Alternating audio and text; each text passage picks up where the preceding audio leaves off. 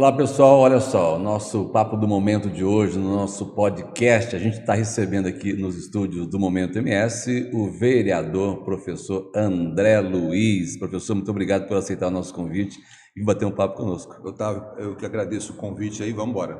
Olha, professor, a gente está vivendo no Brasil algumas situações que para uns é assustadora, para outras é um direito e para muitos é novidade o que está acontecendo. Eu trouxe o senhor aqui, eu convidei o senhor para vir aqui para a gente falar sobre o recente caso envolvendo um colega seu, o vereador Sandro Benites. Essa é a pauta principal da nossa conversa, não significa que vai ser só ela. Mas chamou a atenção de Mato Grosso do Sul o fato de um parlamentar de uma capital do estado subir em cima de um carro de som e gritar palavras de ordem pedindo socorro para general, chamando um presidente eleito de um país inteiro de ladrão e de narcotraficante. Mas o que me chama a atenção não é só isso aí, é um fato que realmente preocupa.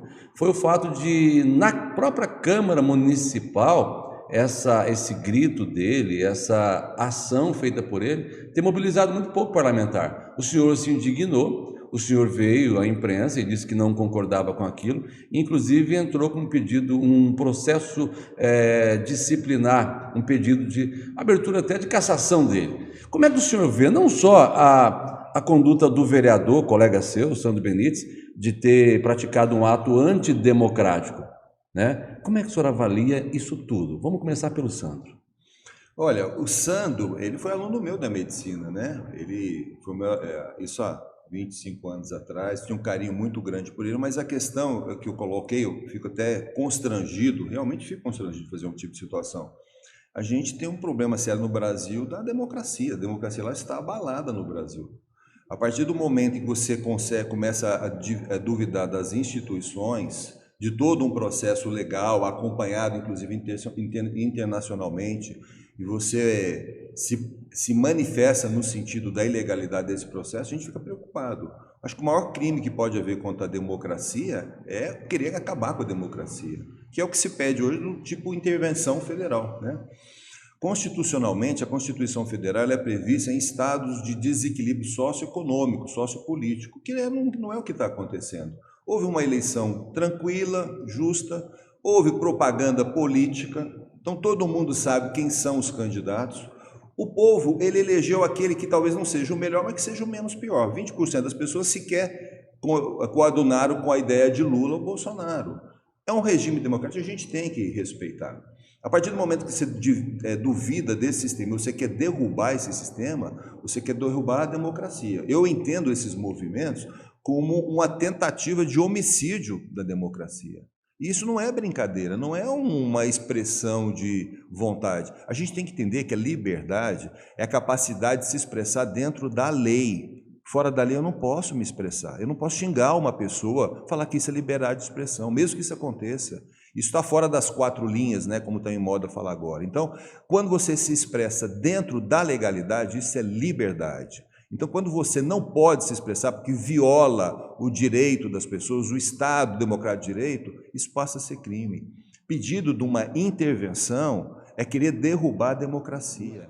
O militarismo, a ditadura era bom. Meu pai nunca falou que é bom, né? Eu não vivi, eu não tive assim, eu vivi por um tempo, mas como criança. Então, se nosso país criou regras para você não dizer volte isso, olha a gravidade, olha o quanto isso foi mal, porque o país, a nação, proíbe isso. E outra coisa, na eventualidade de uma intervenção militar, ela tem uma data para começar, mas ela não tem uma data para terminar. Isso não é uma brincadeira que você fala, cansei da intervenção, 1, 2, 3, não brinco mais, vou para a rua manifestar. Meu amigo, você vai gritar para quem? Na intervenção militar você não pode ir para a rua, você não tem liberdade de expressão. Você não tem mais um Alexandre de Moraes para poder fazer frente, né? E assim, o sistema, ruim ou não, nós escolhemos. Os ministros do Supremo, que você não gosta, foram escolhidos pelos senadores, não foi pelo presidente. O presidente Bolsonaro, inclusive, não escolheu os 2 últimos ministros do Supremo. Ele indicou. Quem escolheu foi o Senado é que escolhe. Então, vamos ter consciência da importância dos 3 poderes. Então, a indicação de um presidente não quer dizer necessariamente que a pessoa se torne um ministro do Supremo, por exemplo. Ele pode ser reprovado. Exatamente, como por exemplo, agora a gente vai ter uma situação onde o chefe do executivo é de esquerda e talvez o Congresso seja de direita. Bom, será que quem o Lula indicar, os 2 próximos ministros do STF, eles serão aceitos? Quem vai fazer essa escolha são os senadores. E os senadores, hoje, eles são de direita. A maioria. Eu vou usar uma frase aqui, eu conversava sobre esse tema com o ex-presidente da OAB de Mato Grosso do Sul, advogado Mansur Carmouche, Mansurzinho, e ele me resumiu a nossa conversa no final com uma frase que eu acho muito legal. Talvez nem seja dele, mas ele me passou. Ele disse o seguinte: Otávio, para os males da democracia, sempre mais democracia. Sem dúvida. Né? Não é. A democracia, ela traz em si o remédio dos problemas. Isso a gente tem que entender. Não é intervenção. A intervenção, você não. Primeiro que não é você que vai escolher, é um grupo de militar. E olha o absurdo.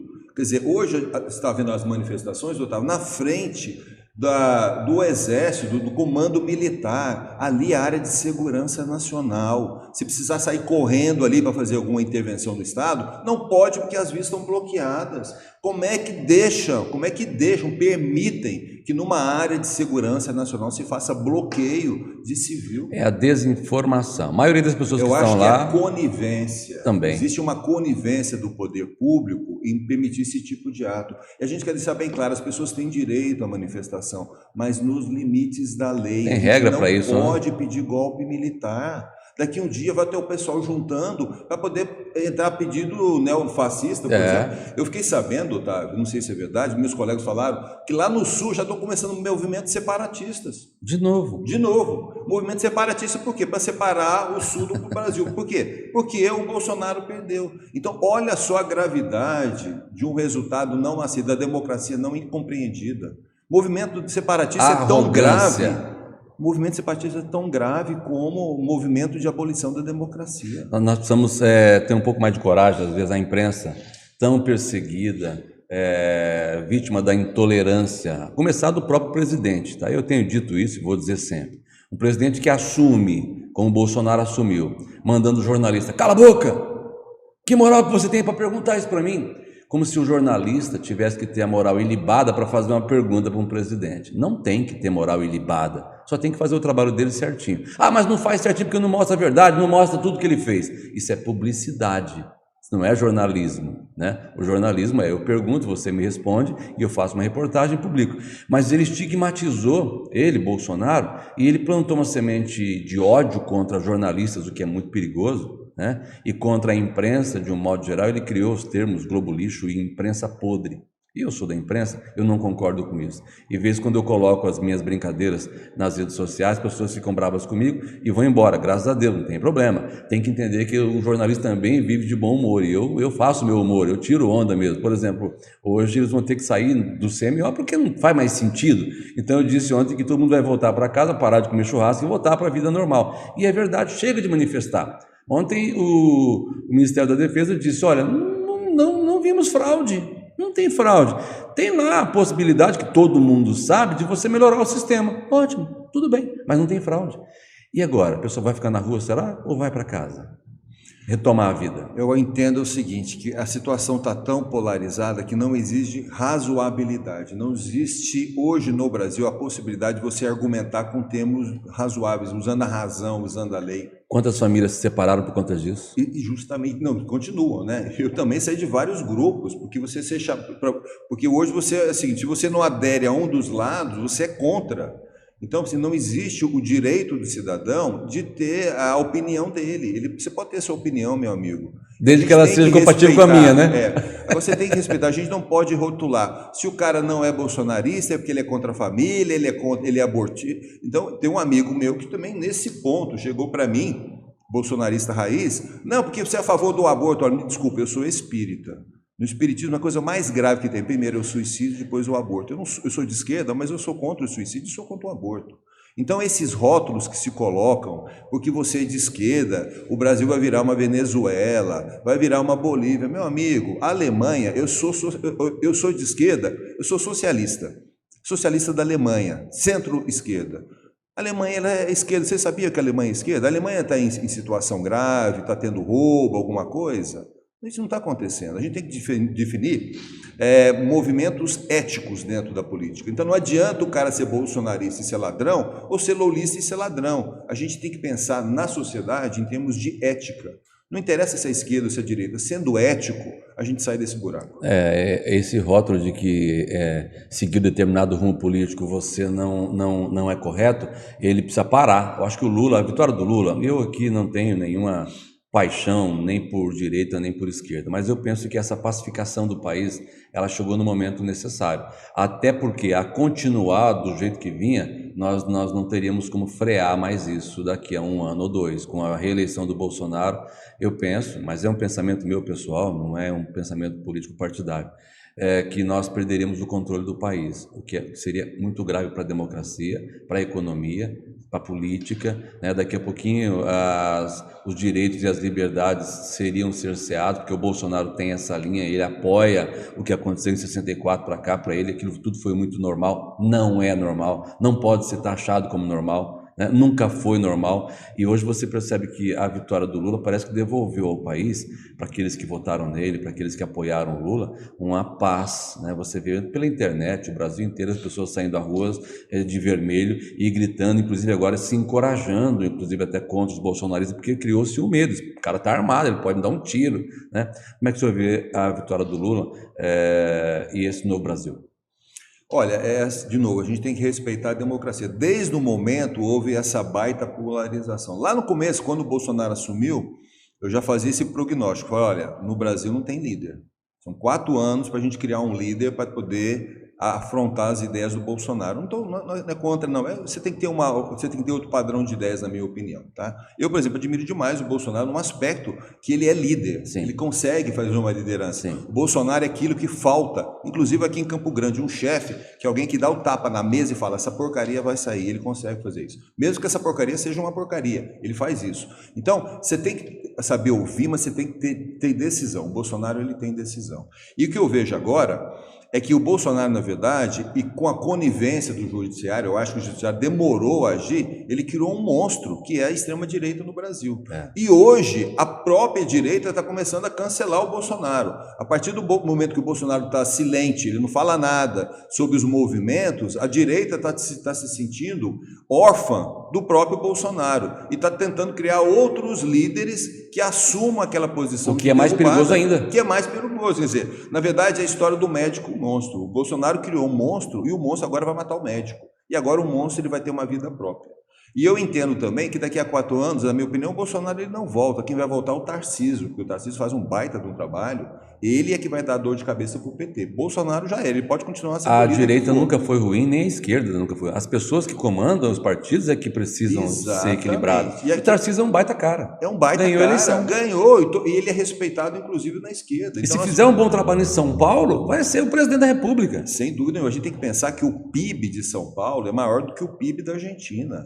Ele vai comandar uma Argentina dentro do Brasil. Ele tem grande chance, pela competência dele, de ser o futuro presidente. Inclusive, o Lula já falou que não tem muito interesse em reeleição, até porque ele está com 77 anos, vai estar com 82 anos, ele vai começar a ficar gaga, como todo mundo fica. E é possível que isso aconteça. Então, é o momento agora de nós nos unirmos pelo Brasil numa reconstrução, sabendo que o executivo ele é de esquerda, mas o legislativo provavelmente ele vai manter a direita. Então, aquele sistema de freio e contrapeso ele vai ser perfeito. É a democracia. É o equilíbrio necessário para uma democracia ser forte. O Lula forte. vai colocar o ministro dele. Olha, o Senado ele é maioria de direita. Será que os ministros que o Lula vai colocar? Vai colocar um ministro de centro, não vai ser um ministro de esquerda. Isso é positivo, isso é democrático. Ou então, no mínimo, eles vão negociar.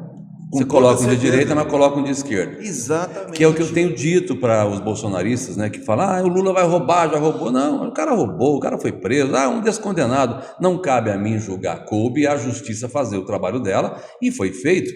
Mas ele não pode, porque, cara, nenhuma pessoa é candidato se não apresentar todas as certidões que a justiça eleitoral exige. O Lula foi lá, apresentou tal. Agora, com um Congresso forte de direita, a esquerda do Lula vai precisar se submeter e a direita vai poder fiscalizar mais, até para evitar os arroubos que aconteceram no passado. Eu penso que esse equilíbrio vai ser benéfico para o Brasil. É preciso olhar dessa forma. Eu também acho. Acho que você foi extremamente positivo. O que me preocupa, na verdade, Otávio, foi pelos dois lados a quantidade de benesses. Isso não é positivo para o Brasil. Então, por exemplo, o Auxílio Brasil de 600, ele é importante, mas é importante primeiro fortalecer o salário mínimo. Com o auxílio de 600, tem muita gente que não vai trabalhar, você pode ter certeza. Porque quem trabalha para o salário mínimo, descontado vale transporte, INSS, essas coisas, vai sobrar R$ 600. Então, isso vai dar um desestímulo. A gente já assistiu isso há tempos atrás, com esses auxílios, lá no sul do país. A gente via esse negócio, olha, colheita de pêssego, não tinha ninguém para colher pêssego, porque o cara que recebia auxílio, ele não podia ter carteira, então ele não ia colher pêssego, porque se ele tinha que ter carteira, ele ia perder os R$ 600 para não fazer nada é melhor que ganhar 800 trabalhando. E quando trabalhar, tinha que trabalhar na clandestinidade. Na clandestinidade. Então, essas coisas elas têm que ser solucionadas. Isso por quê? Porque historicamente, aí passa o governo do PT, Fernando Henrique, não se fez nada pela educação. E a história se repete, né? Quando você não investe em educação, você aumenta os presídios. A gente tem que entender como foi o movimento da Coreia do Sul. Nós temos que ficar nervosos com a questão de educação. Tem que ter escola, tem que ter professor de qualidade. Essa vai ser a saída do Brasil. Vou provocar o senhor agora aqui, você que está acompanhando a gente ou pelas plataformas, ou pelo Spotify, ou pelo YouTube, ou pelo Instagram, ou pelo Facebook. O senhor naturalmente fez o seu papel ao não concordar com o que o vereador Sandro Benites fez de afrontar a democracia, mas não foi só ele. Aqui no Mato Grosso do Sul nós temos o Capitão Contar, nós temos o Evander Vendramini e nós temos o João Catan. São 3 deputados que também seguiram o mesmo rumo do Sandro Benites. A Assembleia, nenhum deputado decidiu até agora fazer nada em relação a isso. Até o pessoal do PT que está no embate lá, se quiser, pode fazer um pedido também. Evander perdeu a eleição, vai voltar para Corumbá. O Capitão Contar perdeu a eleição também, não vai retornar para o Exército porque já se aposentou, deve seguir alguma outra atividade. Mas os caras estão nas manifestações, eles estão se manifestando nas redes sociais, também estimulando a mesma coisa que o Sandro Benites fez. Eles incorreram no mesmo tipo de crime, né? O senhor acredita que a sua ação pedindo a cassação do vereador, ela pode inclusive até ser educativa nesse momento? O objetivo é que ela seja pedagógica, para a gente poder entender que a liberdade de expressão ela tem limites, não pode acontecer como está acontecendo. Não importa o cargo que você ocupe, principalmente, né? Um líder político. A gente não pode levar essa discussão de ruptura da sociedade, de ruptura da democracia, de desrespeito à Constituição, um representante que foi eleito pela democracia. Eu acho que isso é inviável.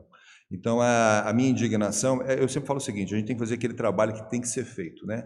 Eu brinco lá até com o Tiago Vargas, olha, é a porta estreita e a porta larga. A porta larga é aquela que todo mundo vai, deixa passar, isso vai passar com o tempo. E a porta estreita é a nossa obrigação. Então, é difícil fazer a nossa obrigação, é melhor fazer o que nos convém. E como é eu sempre falo assim, sabe, Otávio, eu rezei demais para Deus, para ter a oportunidade de ser político, para poder mostrar que a política ela pode ser ética. Eu acredito que a política ela é um instrumento de organização social eficaz, mas você precisa colocar as pessoas corretas. E eu acho que a gente consegue. Eu tenho esperança na política, acho que a política ela não é podre, aprendi na política que o problema não é o político, o problema é o eleitor. O eleitor é que escolhe o seu representante. Eu também já cheguei a essa conclusão. Então não adianta. Então, olha, eu quando entrei na política em 2012, com essa ideia, olha, eu vou ser candidato, fui candidato a primeira vez a vereador, porque só entra porcaria porque não tem gente boa na política. Olha, Otávio, o que tem de gente ética querendo ser candidato, o que tem... Ou que é candidato e não é eleito, né? Mas a pessoa ética, ela não entra no jogo. E como ela não entra no jogo, ela não tem interesse por partido. Ela não ri tão bem quanto o camarada exatamente. Então, o que acontece? Você tem aí, por exemplo, uma lei eleitoral que você manda um dinheiro, o fundo eleitoral, 10 milhões para um partido. O partido ele tem que gastar 10 milhões. Tem 10 candidatos, ele não vai gastar, meu povo, 1 milhão por cada um. Ele vai pegar um e vai gastar 9 milhões e meio e vai dar 500 mil ou 100 mil para os outros. E aí, então, elege aquele que faz propaganda. Aquele, sabe o que é eleito? Aquele que você compra R$300 o perfurado para botar no carro. É esse cara que é eleito. E esse cara, você já vendeu o seu voto. Você não precisa cobrar mais nada. Só daqui a 4 anos você vai pegar trezentão pelo adesivo de novo. Por isso que a gente não melhora. Quando o eleitor apurar o voto dele e você perguntar se teve trabalho, não é perguntar se é Lula ou é Bolsonaro. Olha na ficha do cara, olha no site do cidadão, vê o trabalho que ele faz. Só assim a gente vai melhorar a sociedade, colocando gente ética que trabalha. Não é porque é de direita, é de esquerda, isso não resolve nada. Uau, era para ser só um bate-papo sobre alguém que subiu num trio elétrico e falou que não deveria ter falado, ou o vereador pode até achar que ele deveria ter falado, mas isso tem consequências, e o senhor fez cumprir aquilo que a gente, enquanto cidadão, espera de um parlamentar, de um representante do povo, que é exigir a conduta ética, a conduta correta de um parlamentar. Então, assim, cassado não depende do senhor. O Sandro Benítez vai ser cassado se a maioria dos seus colegas parlamentares assim julgar, né? Sem dúvida, não, mas eu tenho certeza que o meu processo de disciplinar ele vai ficar lá juntinho do meu pedido de abertura da CPI do transporte público que eu fiz esse ano no comecinho. Está lá os dois, lá guardadinho dentro da gaveta. Qual o senhor acha que vai sair primeiro? Eu. O senhor não suporta algumas coisas, então? Não, como parlamentar, o senhor não está contente, não está feliz, não tem estímulo para continuar? Seria isso? Otávio, olha, eu, sendo bastante sincero, sendo muito pouco modesto, eu me sinto um piloto de Fórmula 1 pilotando um Fusca. Então, assim, a gente podia fazer coisas, só para você ver, a gente fez, eu me propus a fazer projetos bons. Eu fiz um projeto aí da obrigatoriedade de cabeamento subterrâneo para Campo Grande, só abrir loteamentos. Primeiro, o cabeamento subterrâneo. A partir de 2025, todo projeto que envolva abertura de loteamento tem que ter cabeamento subterrâneo. Outro projeto que a gente fez, que é um projeto que só pode abrir um loteamento com toda a infraestrutura básica. Tem que ter rede de água, luz, esgoto, cabeamento subterrâneo para você poder abrir um loteamento, né? Então, eu acredito que eu fiz vários projetos bons, mas os projetos, nenhum deles são aprovados. Então, o que há, na verdade, é um desinteresse em melhorar. Existe interesse de atender a setores, né?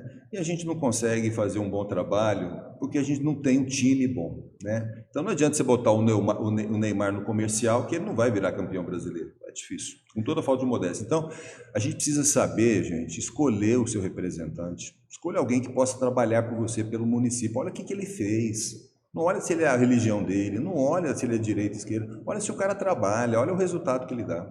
Difícil.